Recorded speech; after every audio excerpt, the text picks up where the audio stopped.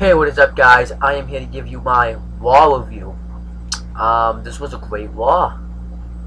I actually didn't think it was going to be bad. I actually thought this was going to be a good RAW, considering what we've seen last week. So, yeah, I had my hopes up that it would be a good RAW, and it was actually better than I thought it was going to be.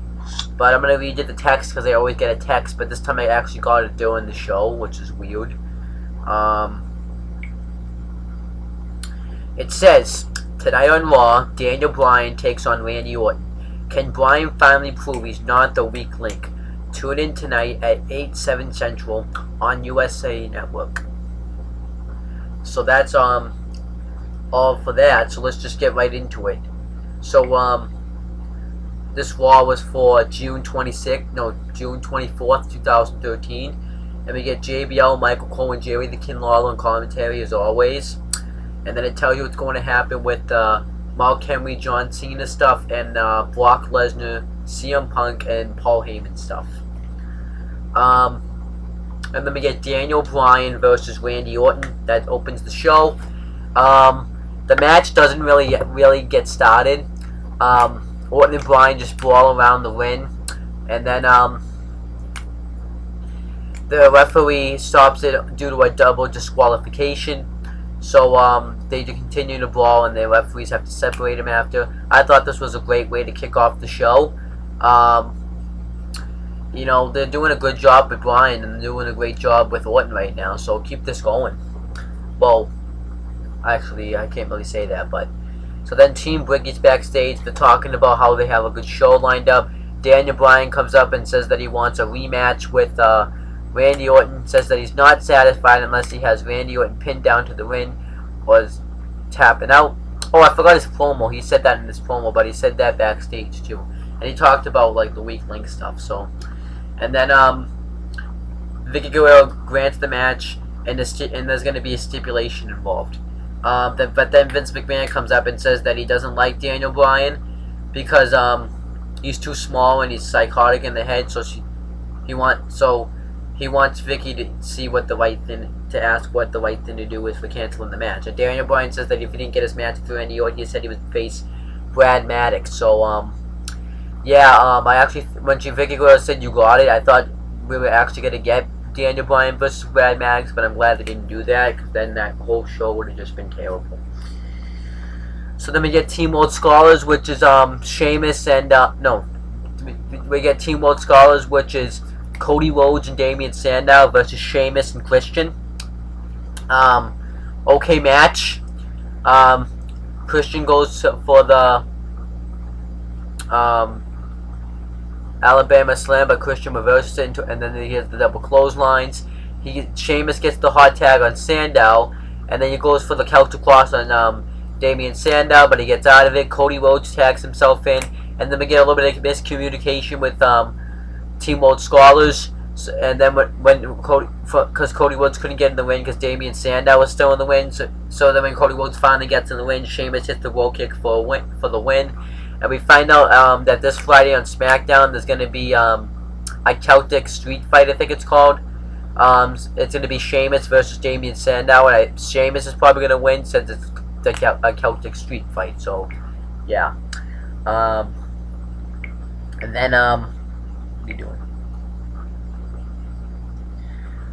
This probably didn't come up on anybody's TV that doesn't live in Massachusetts, but they talked about the Super Show, how it's the VIP WWE tour thing, and it's going to be around, I think it said August 30th, but it might have been August 31st. So then CM Punk's backstage. Vicky Guerrero comes up and tells him, and CM Punk asks what Paul Heyman is and Brock Lesnar.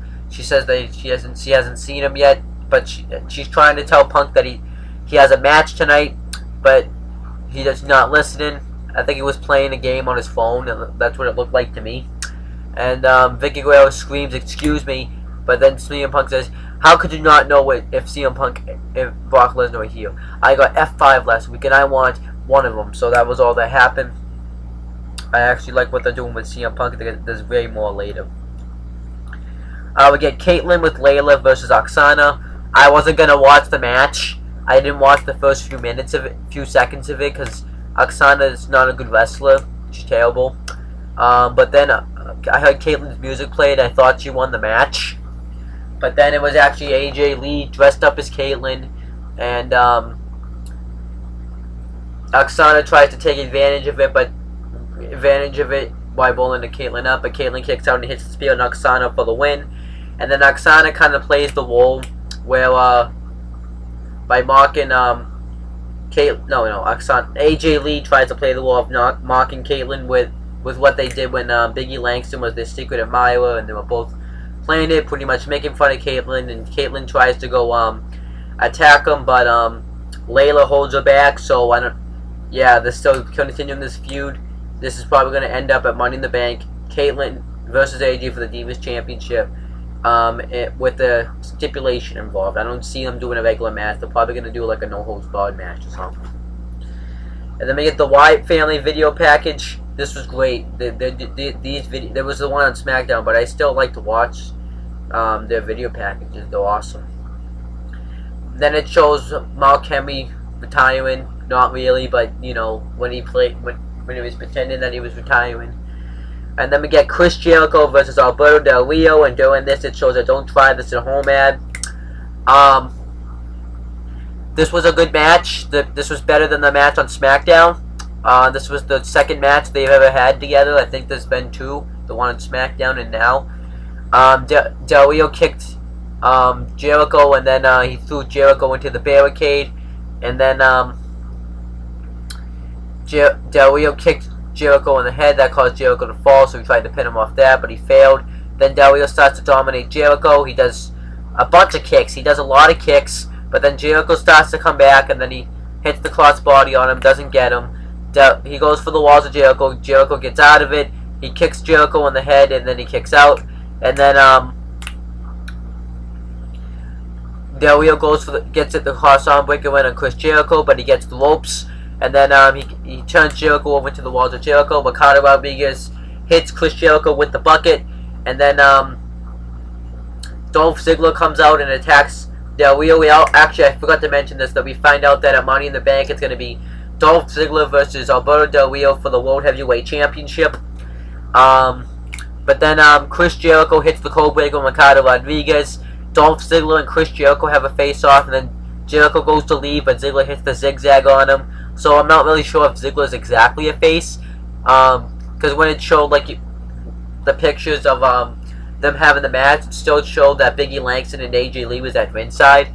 So I really don't know if he's. I think he's a face. Yeah, actually, I think he's a tweener. He's a half heel, half face. So, yep.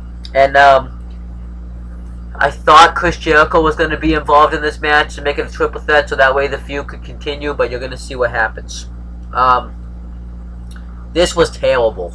We get a 1-800 fella. They showed this last week with the with someone choking on a meatball. This week, an old lady's cat got stuck on a tree. So Sheamus is gonna bring it down. He brings it down with the blow kick. The cat gets off, so he was happy. And then the cat escaped, and they're chasing after the cat. That was stupid. They're probably gonna shove these down our throats, because not just WWE, but any type of wrestling likes to shove things down your throat that you don't want to see. Like, for example, TNA Rob Terry. Then we get Fetcher Creature Collection ad. AJ Lee had all the dolls that she was in a relationship with. John Cena, CM Punk, Kane, you get the picture. But she couldn't decide which one to choose, so that was the advertisement. It's kind of cool. I thought this was gonna be like an AJ movie or something, but it's just those. Not interested in seeing them. I think I saw JD Lodge, which is Suicide Dive Wrestling.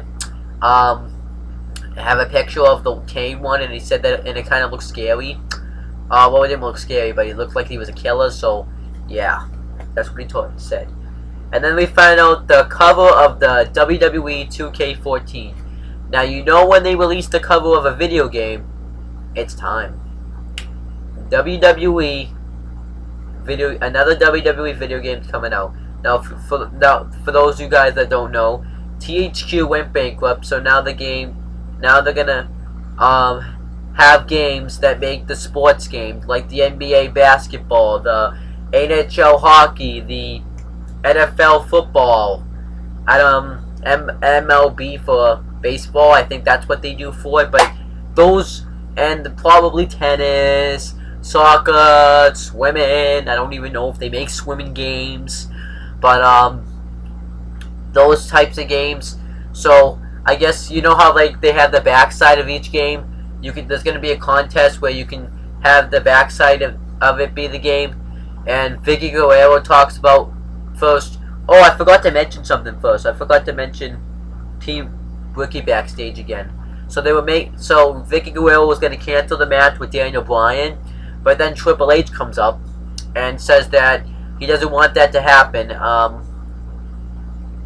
He thinks that it would be the best idea to keep the match going for the fans, and he wants them to hype it up by having the fans vote for the match. And Triple H says that if you listen to him, you're going to keep your job. And he tells he asks Brad Maddox where we got the shirt, and wonders if he can get it in the men's side. So that was pretty funny.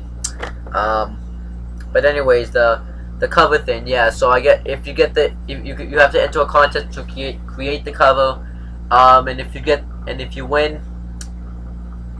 They didn't really say what happens if you won. I think Vicky Guerrero interrupted, but you get more information. But Vicky Guerrero though makes the stuff you can vote for on the app. I don't have it anymore because it took up too much storage on my phone. The first number 1 was a lumberjack match. Number 2 was a street fight, and number 3 was a false count anywhere match. I want a false count anywhere match. But then she introduces her version of the 2K 14, and it's McMahon, Triple H, Vince McMahon, and Stephanie McMahon on the cover because I guess her job's at stake, so they worry. But Brad Maddox shows his version, and it's him, John Cena, and CM Punk. His was awesome. I actually kind of was hoping it was that one, I actually would have been fine with both of them. But the real one was The Rock on the cover. And it makes sense, because I think they want to get a lot of buys for this game. So I think having a celebrity like The Rock, who's had hit movies like Faster, G.I. Joe, he's got hit movies like that. So Michael Cole brought that up, so I think they want to get big buys by having The Rock on the cover. And I think that's going to be great. The Rock is a great wrestler. I like The Rock. I want him to come back soon. And and eventually I think they're going to do Brock Lesnar and The Rock too. But that's a video for another time. So then Ryback's backstage. He's back. He's just walking. We get Ryback versus the Great Khali with Natalya and Hornswoggle. Khali kind of dominates the whole match. And then he goes for the Punjabi plunge, but then Ryback hits the shell shock. He actually marched around him twice when he usually does it once, but he hits the shell shock on Khali for the win. Yeah, I knew Ryback was winning, so it did move in the match, and it's a great Khali match. So, we get the WWE Live Super Show ad. I already told you about that. Then John Cena responds to Mark Henry's attack from last week. He says that anyone will do anything to get the WWE champ. No, there was only 33 people that have been WWE champion whose names have the right to be WWE champion. 33 people. I didn't even know there was 33 people because it seems like there was more because that WWE championship has been around since the 1970s. So there's no way it could have only been 33. But he talks about how it doesn't matter how long you hold the championship. So he mentions Bruno Sammartino's 8-year reign, and he mentioned a one-night reign, and I thought he was going to mention Kane's, but he actually mentioned Rey Mysterio's, and I kind of forgot about that. Well, I didn't forget, but I think Kane kind of came up to me first because he's Kane. I like Kane. Speaking of which, where is Kane? He wasn't on Raw. He was on SmackDown on Friday. He wasn't on Raw this week. Where's Kane? just wondering where Kane go, but he mentions that, and he mentions how people have taken shortcuts to get that championship. Like, he mentions how Ted DiBiase bought the championship, or people have stolen the championship. So I'm wondering if he's talking about like CM Punk running off with the championship. He also mentions how CM Punk, how he yeah, he also mentions the other stuff like, but then he talks about how Mark Henry took a shortcut by putting his family, putting his friends in that retirement speech, and he talks about how he made a disgrace out of people who had to make that speech that couldn't wrestle anymore, like Edge, Shawn Michaels, and Ric Flair. There's been many more, but those are the names he mentioned. And he doesn't blame him because he wants to be the WWE champion, but John Cena says that he has to go through him, and it's going to be hard because the champ is here and now time is now. So that was all he really said. I thought it was good. I think eventually they're going to have face-to-face confrontations. They just want to do this for now. I think there's going to be more build-up eventually, but maybe, because I think Mark Henry does go on SmackDown, so that's probably they're going to build it up on SmackDown.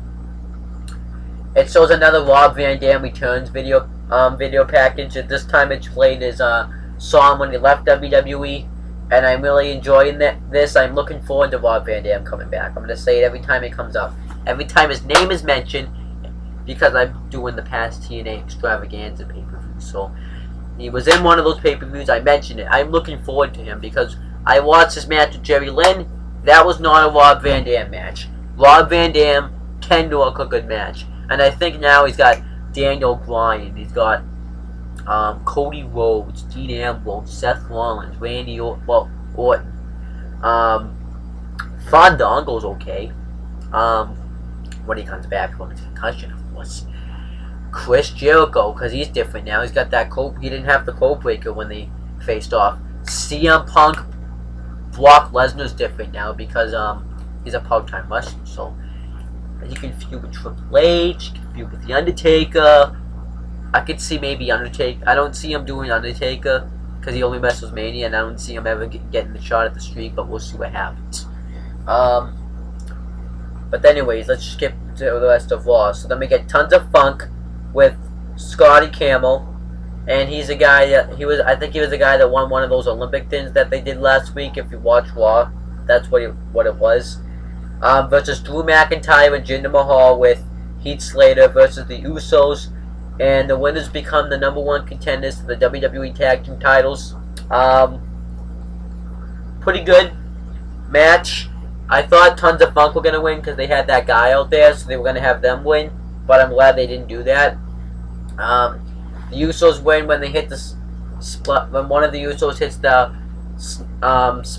splash on Tensai or Sweet Tea, and then the Shield come out and have a face-off with them. I don't know why they didn't go attack them, because it was 3-on-1, so the Shield are kind of being weird.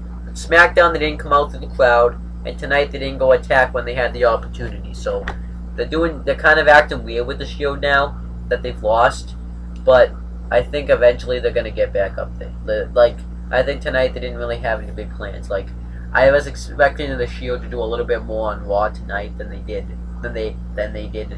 have been doing. But I think right now they have those titles, so they're gonna be doing that.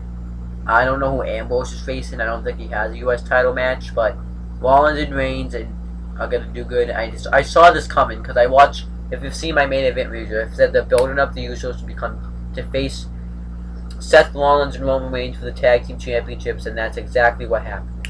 I don't see them winning those tag team championships because the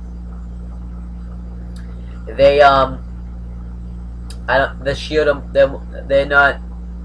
I would like to see them win them, but I would like them to remain on the Shield, and I would like to see maybe like better people beat them. Like, not that they're not good, but maybe like a better team beat them or something. If the Usos win, I won't complain because I think the Usos deserve the tag team championship win because they should have had it a while ago, like when they came to the WWE, when they were feuding with the Hart Dynasty, which is Tyson Kidd and David Hart Smith. But they dropped the ball with it, and then they went on to do nothing, and then they just did weird stuff, and then now they're using them properly, though. They've been beating tag teams. I think for the next couple of weeks, they're going to build this feud up. They're going to have, next week, they're probably going to have one-on-one matches for, like, Rollins versus Jay, and Reigns versus Jimmy. Stuff like that. I can see that happening. I don't see it happening, really, but they're probably going to do, like, a 6-man tag with Ambrose involved, and he's going to have somebody else with him. That's what I can see happening, but we'll see what happens. The call ad, it just showed the thing what they did with Kane, where David Otunga gave him his number. I kind of forgot about David Otunga. Where's he been? But anyways, Paul Heyman's backstage. This segment's going to be awesome.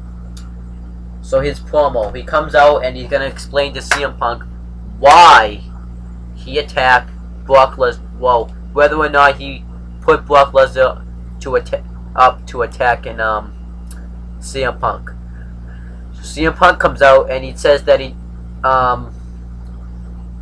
doesn't care that Brock Lesnar's bigger than him, he's tougher than him, stronger than him. He is coming for him because he's better than him, and he's the best wrestler on the planet, and he knows that for a fact. So then he talks about his days in the developmental area when Vince McMahon signed CM Punk to a contract, and Paul Heyman was the the general manager in that area, so he owned it. So and Vince McMahon, the McMahons wanted to get rid of CM Punk, but Paul Heyman didn't want to do that. So Heyman tried.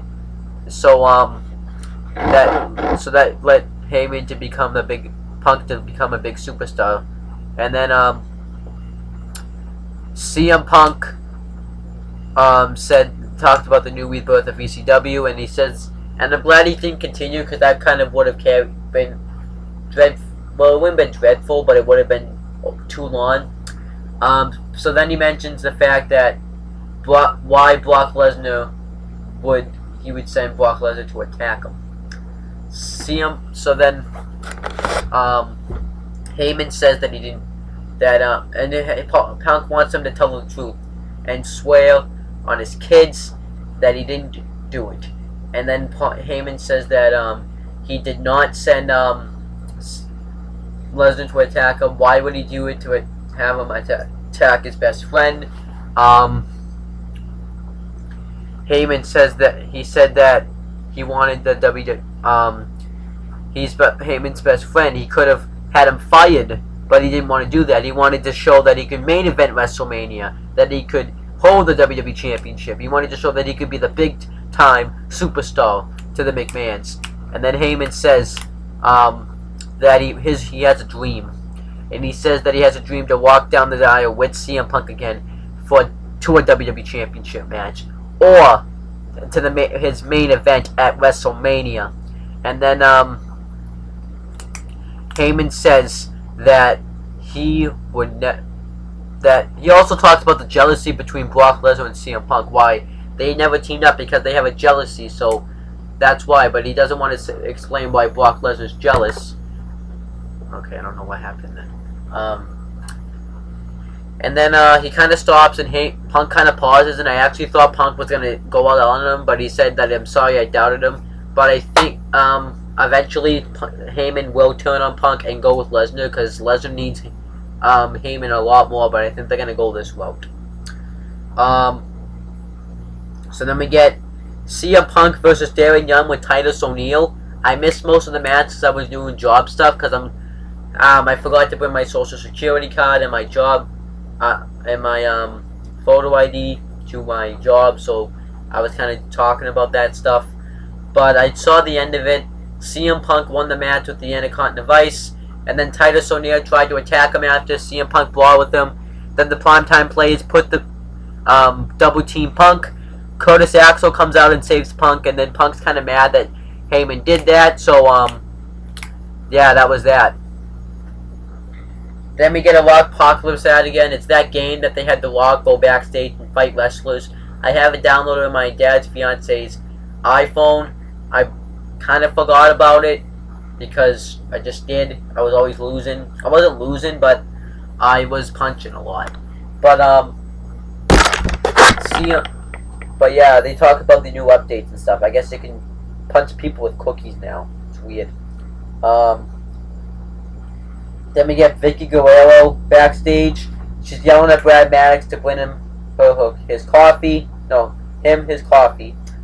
So then, never mind. So then Stephanie McMahon comes up and she's a little bit mad that Vicky Guerrero hasn't announced the participants in the WWE Championship Money in the Bank ladder match. So then Vicky Guerrero apologizes and says she'll go do that right now. But Stephanie McMahon says she'll do it herself.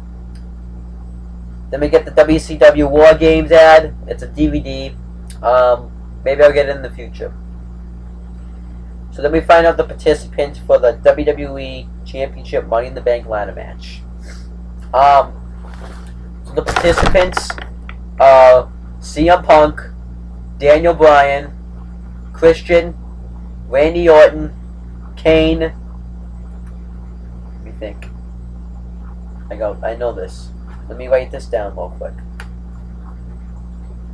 So the participants are CM Punk, Daniel Bryan,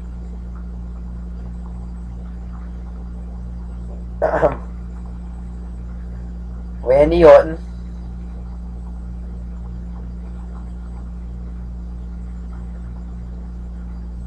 Kane, which I don't know where he went,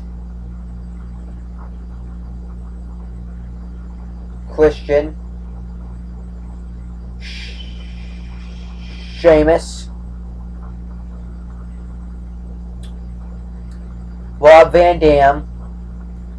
I feel like I'm missing someone though. So you know what I'm going to do? I'm going to look it up on the computer. I should have written this down, but my sister had my phone. I couldn't do it. So I'm just going to look it up on the computer and see who they are. Ready to go? Are you ready to go? Are you ready to go? Yeah! Are you ready to fight my way with me? Let's see if they actually have updated the website yet, because I don't think they have. Okay. Alright, so that's everybody. It's Kane, Randy Orton, Rob Van Dam, CM Punk, Daniel Bryan, Christian, and Sheamus. That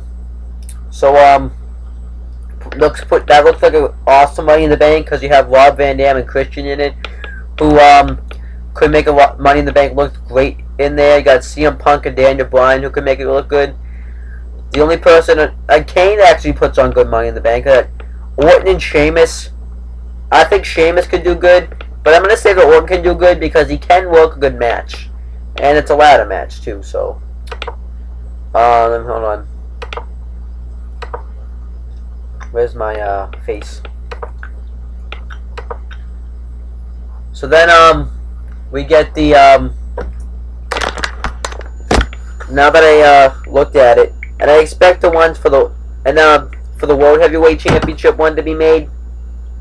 But I want to announce that I'm going to be making videos about why I think WWE will have them win, not why I think they should win, but why WWE will have them win. So why they could win. So that way they all have I think they all look like they have a chance. So let's just get back to the rest of the show. Let me see. So Team Bricky are backstage. Vicky Guerrero thinks that was a great idea, and she said that asked Brad Maddox why he didn't think of it. He says he did, and he helped her with those names, and he's like, what? Then Ryback comes up and says that you should replace Mark Henry with Mark Henry, like make John Cena versus Ryback again, because he feels like he was screwed out of the WWE Championship, because he feels like he was screwed because the ambulance head broke. So, but Chris Jericho comes up and says that he should be in the WWE Championship Money in the Bank ladder match, because he was he's been in the first one, he's been in the most of them, and he wants to be a 7-time World Heavyweight Champion. But I think he said WWE Champion since it's the WWE Championship Money in the Bank. But Ryback says just cry me a river, so they're both arguing. Vicky Guerrero makes Ryback versus Chris Jericho at Money in the Bank. That actually could be good. They had a match a few months ago on SmackDown, and that wasn't too bad. And Ryback's been holding good matches lately, so I can see this being good. Hopefully Ryback wins. I like Chris Jericho and all, but I think Ryback needs this win because he's lost since Hell in a Cell, Series, TLC, Rumble, Elimination Chamber, Mania. At 8 pay-per-views in a row, he needs this win. He needs it. So then Paul Heyman and CM Punk backstage. CM Punk is pissed that Paul Heyman had Curtis Axel come help him because he doesn't need his help. But Heyman says that he wants him to fight because he doesn't want CM Punk to be left alone out there. So then Paul Heyman tells that Vicky Guerrero made a match between CM Punk and Curtis Axel versus the Primetime Players. CM Punk says he's going to do the match because this is battles. Go get, destroy Brock Lesnar and win the Money in the Bank ladder match because he wants to win the WWE Championship. So then Mark Henry cuts a promo. He says that he doesn't care about what he said last week. He says he's going to walk out with the WWE Championship. That's kind of what it really says. Not really a lot to do it. So then we get another Wyatt family video package again. They just show all the stuff that they've showed before, but they kind of combine it into one video package. It was pretty cool. I actually thought I wanted to see these guys debut a lot. These guys are going to be great. And I've recently learned that one of them is Husky Harris from the Nexus. Well, and the new Nexus, because I guess people consider it different groups. I didn't really know that, because he didn't have a big role in the Nexus, and both new and old, so that's why I forgot about him. Curtis Axel I didn't forget about, because he was still on TV sometimes, but yeah, anyways. Then we get Daniel Bryan versus Randy Orton, and the match ended up being a street fight. For some odd reason, I think the what's it called? The Lumberjack match got more votes than the Falls Count Anywhere match. There's no way that can be true because Falls Count Anywhere matches are way better than Lumberjack matches, my opinion. But I think everyone is agreeing with me. But this was a great match. Daniel Bryan, I liked it because Randy Orton can work good with small guys, like with certain guys in the ring. Like Christian, he had good matches with Christian, and he also has good matches with Daniel Bryan. So I think that's I think putting him with Daniel Bryan's a great thing for him, and it's a shame it's over now. But so Orton goes for the clotheslines on the outside, but Daniel Bryan attacks Orton, and Orton fights him off in the arena. Daniel Bryan goes to do the suicide dive. Orton hits him off the head with a chair. During the commercial break, Daniel Bryan went to do something on the outside, but Randy Orton backdropped him onto the steel. I kind of wish I had saw that. Guess if I had the app, I could have, but I would see him on this little tiny phone right here. Then Randy Orton got a table in the ring, but Bryan fought back. Randy Orton was outside the ring, and Daniel Bryan. Well, actually, there was one part where Daniel Bryan went to do a drop kick into the corner. Orton threw a chair at him. Then Daniel Bryan powerbombed Randy Orton up from the apron through a table. He went for the pinfall. He didn't get it. And then Daniel Bryan got the no lock in on Randy Orton, and then Randy Orton used the kendo stick to get out of it. And then he T-bone suplexed him through the table. Went for the cover. Didn't get him. Then the There was one part I forgot to mention when Daniel Bryan was doing the kicks and he used the kendo stick on Orton. That was awesome. And then Randy Orton hit the DDT on Bryan, and I actually thought he was gonna hit the RKO. I'm glad he didn't though. Then Randy Orton gets in the Daniel Bryan gets Orton in the no lock, and Orton tries to use the kendo stick again, but he's too weak to put any force behind the shots. So then Daniel Bryan gets him in the no lock with the kendo stick, and then Orton taps out. Daniel Bryan gets the victory, and after the match, Orton and Bryan shake hands, and Orton leaves. Great match, and it main evented too. That was great. Keep it up, guys. Keep it up. Like, 2 good Raws, a good SmackDown, good main event. Great stuff. I don't think there's anything wrong with the WWE right now. The only thing I didn't really like was the Divas match, I think. And maybe that's actually it, the Divas. Oh, and Ryback. Well, actually, that actually was cool to see Ryback at the Shell Shock, so I'm not going to trash it too bad. But that's pretty much it, guys. I'm going to be coming up with those videos about why those certain superstars should win the Money in the Bank, but I'm not going to be making any more videos until tomorrow because I'm sick of talking. That's pretty much it, guys. Subscribe to this account because I think I need to get this account more notice, so subscribe to it. And CM Brothers might be making a comeback. We are, but we don't know when yet. But that's pretty much it, guys. See you later.